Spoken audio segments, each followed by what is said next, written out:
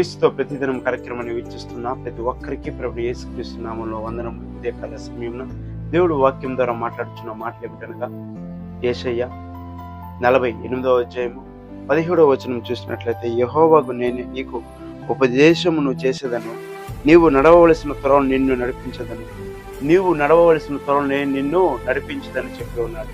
ప్రియ సహోదరి సహోదరుడా, నీ యొక్క జీవితమును నీ యొక్క ఇష్టానుసారంగా ఉంటున్నదా? నీ యొక్క జీవితాన్ని దేవునికి నీవు అప్పగించి ఉన్నావా?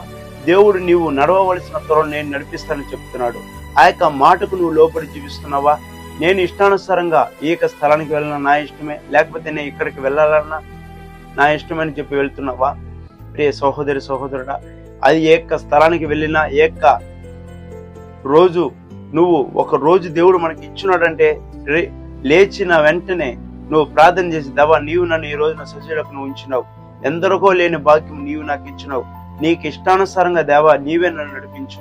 ఏక స్థలానికి వెళ్ళాలన్నా కూడా అది మీ చిత్తమే ఉండాలి, ఏ వ్యక్తితో మాట్లాడాలన్నా కూడా అది మీ చిత్తమే ఉండాలి, ఏమి చూడాలన్నా కూడా అది మీ చిత్తమే ఉండాలి.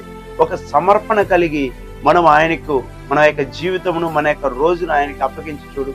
ఈ యొక్క మాటలు వింటున్న ప్రియ సహోదరి సహోదరుడా, ఈ రోజునే నువ్వు దేవునికి అప్పగించి చూడు.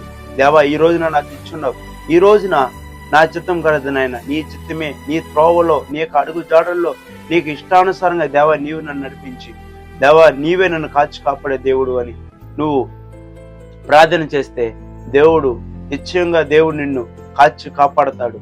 ఒక కోడి పిల్లను చూసినట్లయితే ఆ యొక్క కోడి పిల్ల ఆ యొక్క తల్లి దగ్గర ఉంటేనే దానికి కాపుదల. అదే విధంగా ఆ యొక్క తల్లిని విడిచి వెళ్ళిందంటే కుక్కలు గాని గ్రద్దలు గాని అదే విధంగా క్రూరములు ఏదో ఒకటి పట్టుకుని వాటిని తినేస్తుంది. ఎప్పుడైతే ఆ యొక్క కోడి పిల్ల తన తల్లి దగ్గర ఉంటుందో దానికి ఒక ప్రొడక్షన్ ఉంటుంది. అదే విధంగానే దేవుడికి మన యొక్క జీవితమును మన యొక్క రోజును దేవుడికి అప్పగించి చూడు.